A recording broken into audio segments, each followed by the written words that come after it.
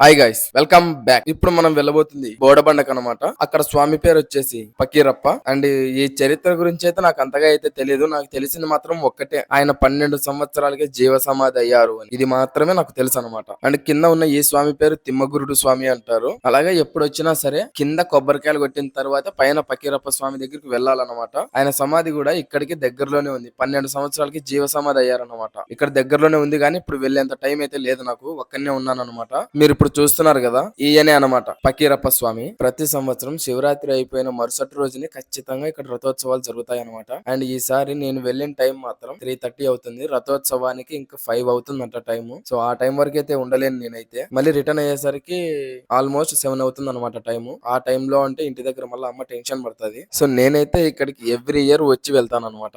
నాకైతే ఇక్కడ తెలిసిన చరిత్ర ఇంతే. మీకేమైనా తెలిస్తే కింద అయితే కామెంట్ చేయండి. సో మొత్తానికి అదనమాట మ్యాటర్.